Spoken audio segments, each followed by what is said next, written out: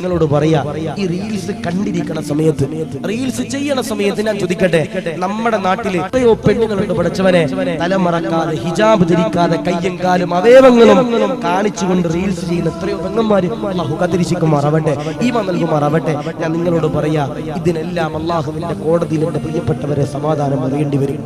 അള്ളാഹുവിന്റെ കോടതിയില് ഈ പെണ്ണുങ്ങൾ എന്റെ പ്രിയപ്പെട്ടവരെ മുഖം കാണിച്ച് കൈമറക്കാതെ കാലുമറക്കാതെ വയറും പൊക്കിളും എന്റെ പ്രിയപ്പെട്ടവരെ മാറും കാണിച്ച് പഠിച്ചവരെ സോഷ്യൽ മീഡിയയിലൂടെ എന്റെ പ്രിയപ്പെട്ടവരെ തുള്ളിച്ചാടുമ്പോ ഞാൻ നിങ്ങളോട് പറയാ, അള്ളാഹുവിന്റെ സംവിധത്തിൽ എന്റെ പ്രിയപ്പെട്ടവരെ ഏറ്റുപറയേണ്ടി വരും.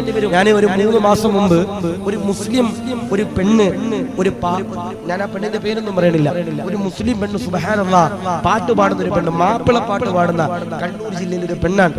ആ പെണ്ണിനെ പറ്റി ഞാൻ എന്ത് ചെയ്തു, ഒരു വയലിൽ പറഞ്ഞതിന് ശേഷം പിറ്റേ ദിവസം ആ പെൺകുട്ടിയുടെ, ആ പെണ്ണിന്റെ മോള് എന്നെ വിളിച്ചിട്ട് ചൂടാകും, ഉസ്താദേ എന്റെ ഉമ്മ ഔറത്ത് മറിച്ചിട്ട ഉസ്താദെ പാട്ട് പാടുന്നത്. അല്ലാഹു ഈമാൻ നൽകുമാറാവട്ടെ, അല്ലാഹു കാത്തിരിശിക്കുമാറാവട്ടെ. ഉസ്താദേ നിങ്ങൾ എന്ത് പറഞ്ഞിട്ടും കാര്യമില്ല ഉസ്താദേ, എന്റെ ഉമ്മ ഔറത്ത് മറിച്ചിട്ട ഉസ്താദേ റീൽസ് പാടുന്നത്, റീൽസിൽ പാട്ട് പാടുന്നത്.